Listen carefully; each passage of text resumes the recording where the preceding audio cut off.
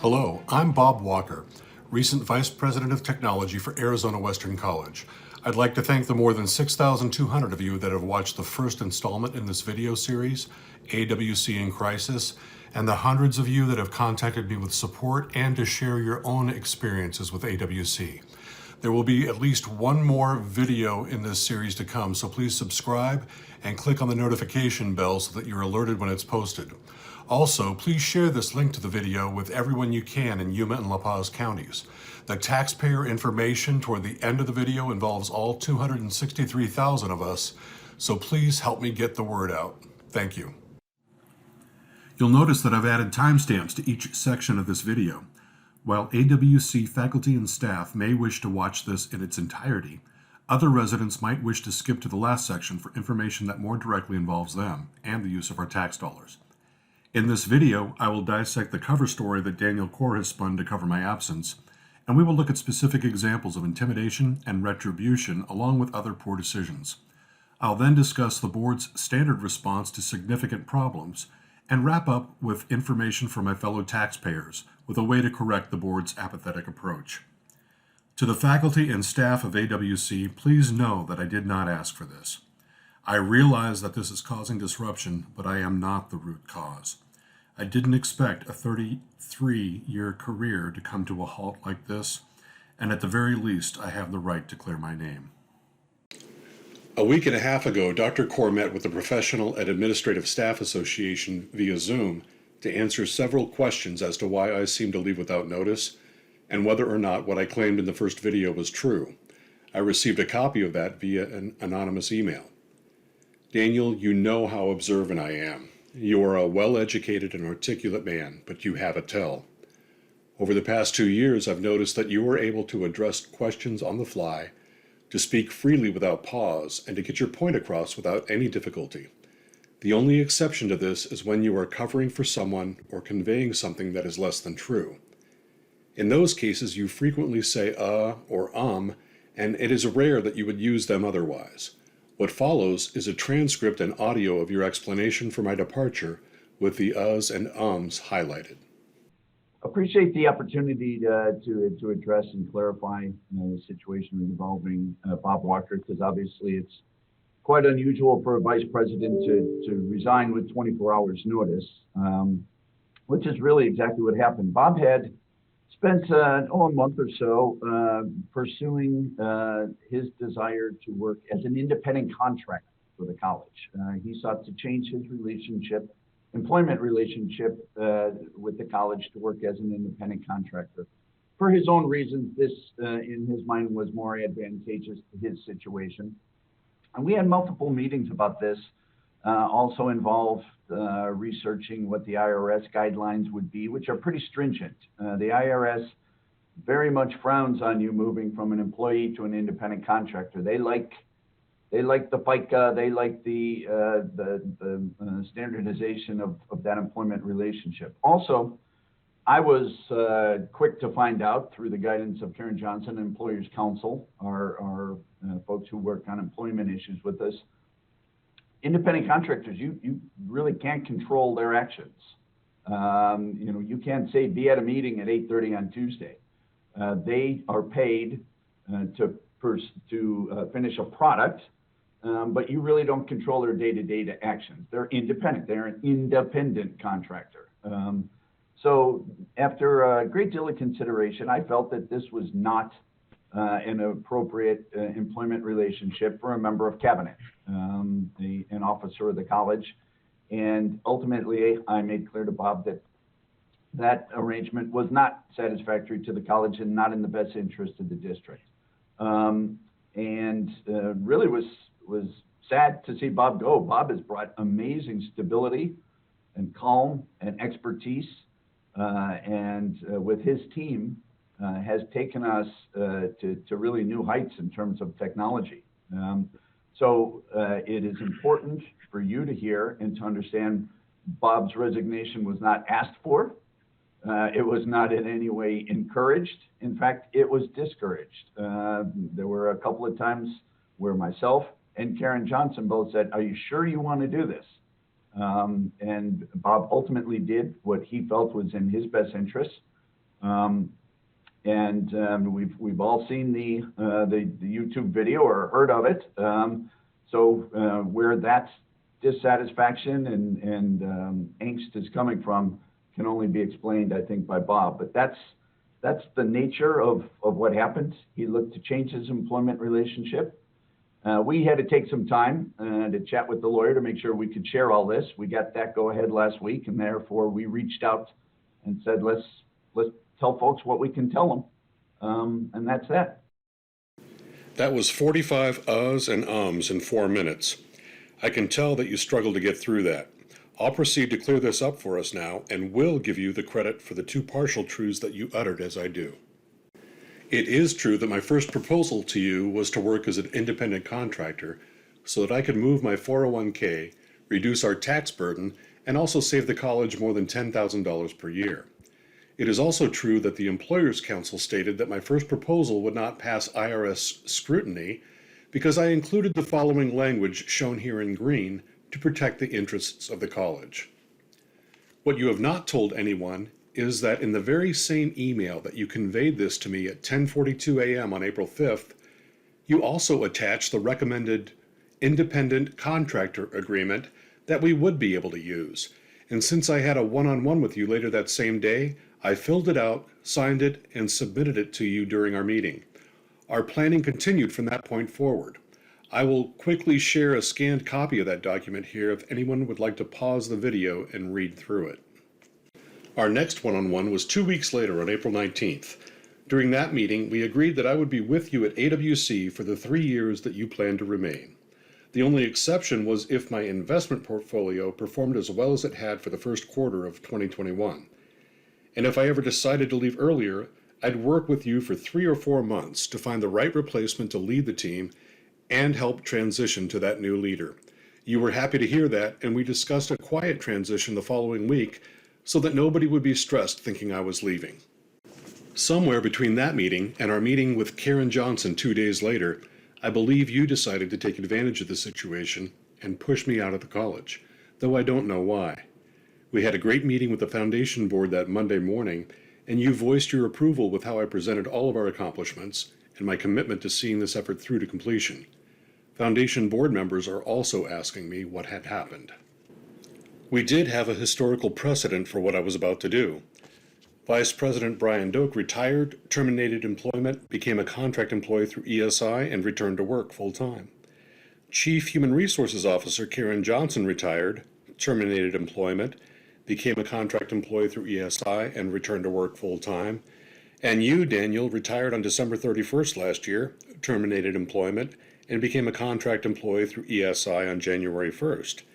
And you will return to work, presumably, as a direct employee of AWC full-time on July 1st of this year.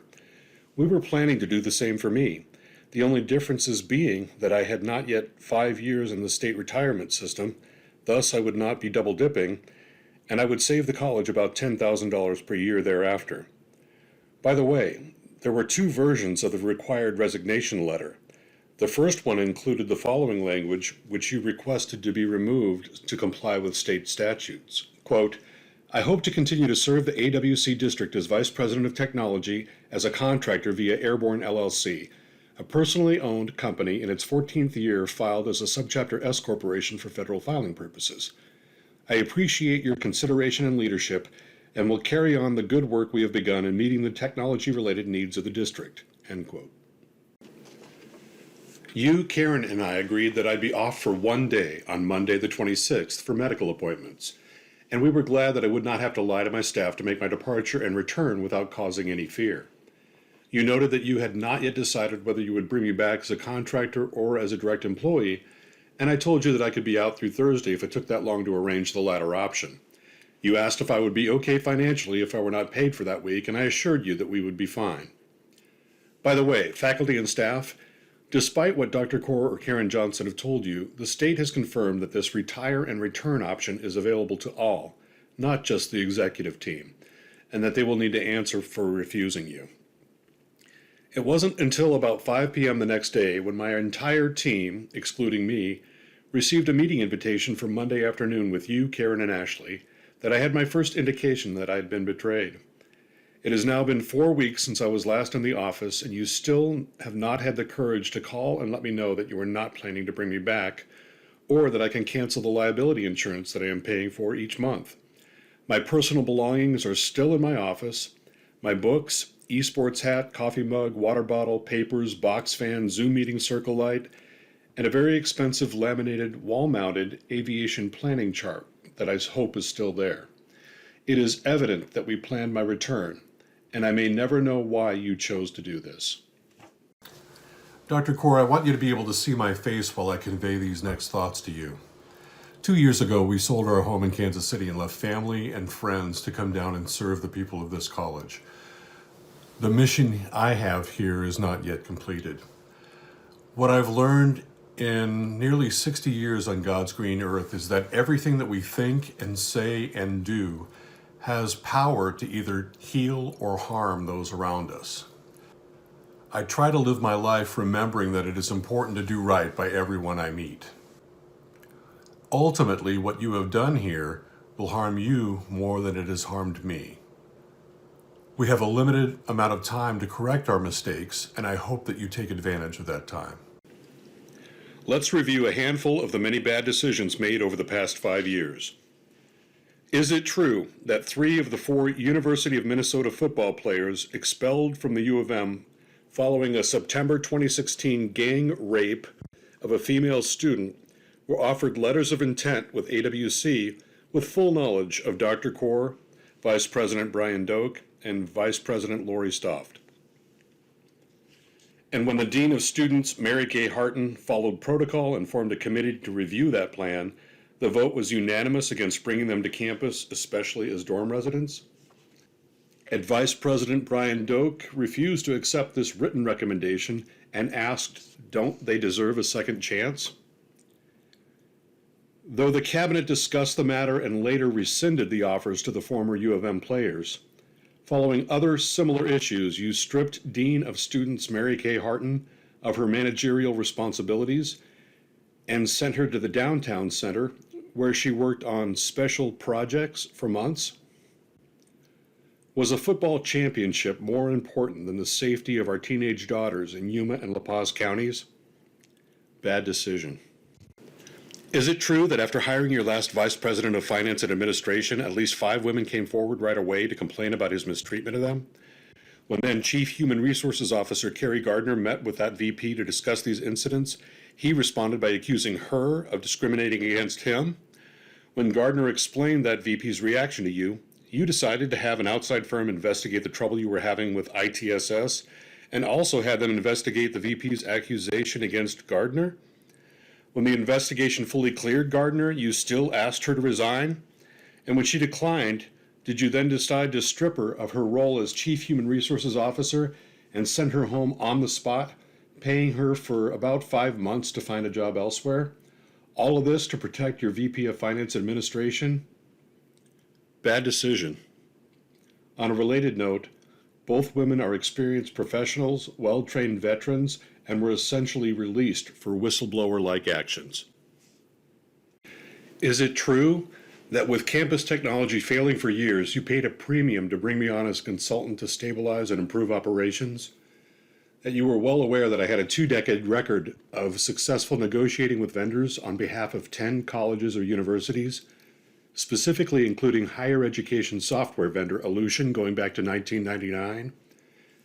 That despite me asking to be involved, you permitted your VP of Finance and Administration to solely negotiate a long-term contract with Ellucian, resulting in the purchase of many software packages that we have yet to deploy, spending more tax dollars each year than necessary? Bad decision.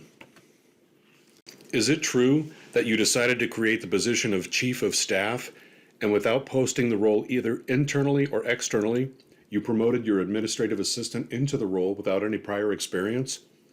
That in a single day, you nearly doubled her salary into the $90,000 plus range, and you had your VPs begin to answer to her as well?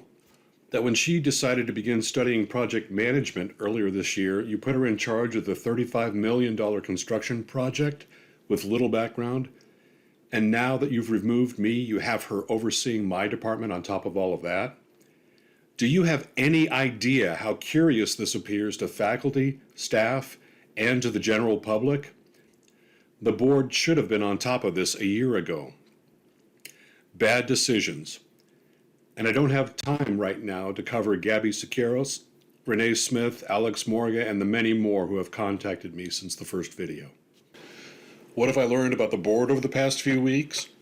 I spoke with each board member personally to describe this situation and to convey my concern about the poor morale among faculty and staff, the potential of one or more votes of no confidence, and Dr. Kaur's continued circumventing of the shared governance system we put in place.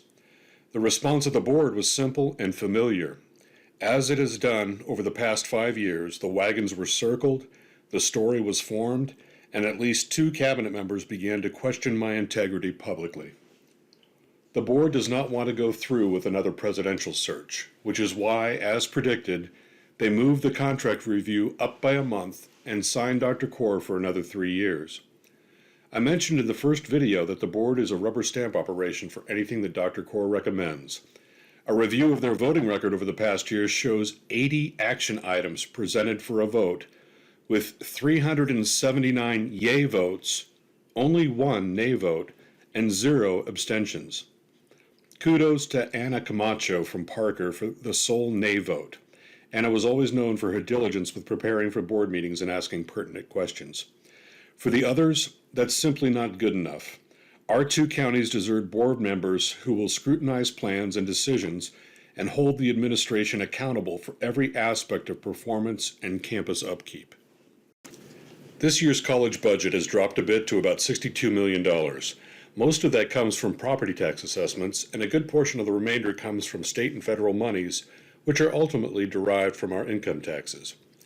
Over the past 5 years, Daniel Kaur and the board have been entrusted with spending about $400 million on our behalf. During the upcoming 3 years of his contract, the college will spend about another $200 million.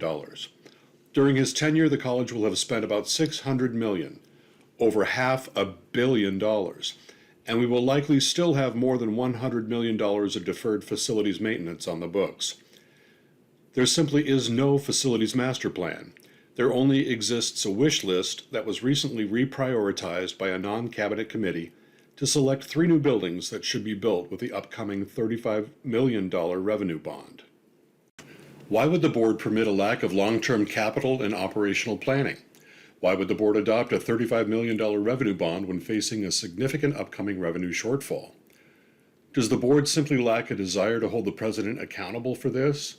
Or are they smoothly assured each month that Dr. Kaur and Board President Booth are navigating these complex waters successfully and that they need not worry? Either way, this is not working for Yuma and La Paz counties. The college can be a much more effective organization, can better meet the needs of students and employers in both counties, and has the resources needed to be the most well-kept and beautiful oasis in each community it serves. To accomplish these goals, I have, as of Friday, May 21st, submitted recall petitions for all 3 Yuma County District Governing Board members. This is not personal. We like the board members as individuals, we just expect more from them in this governing role. The hundreds of residents I've spoken with over the past month have grown weary of business as usual at AWC over the years and are demanding a change. AWC voting districts 3, 4, and 5 in Yuma will require less than 4,000 signatures each to approve this recall. If you, your business, your church, or your club or other organization would like to help us gather the needed signatures, please send me an email at the address on the last slide. We hope to make quick work of this, end an oppressive culture endured by faculty and staff, and establish a vision for what the college can and should become over the next 3 years and thereafter. Thank you for taking the time, for caring enough to watch this. Please get involved if you can. This is your community. This is your college. And these are your tax dollars. Be sure to share this with as many family, friends, and coworkers as possible, and subscribe so that you can watch the next, more positive installment of AWC in Crisis.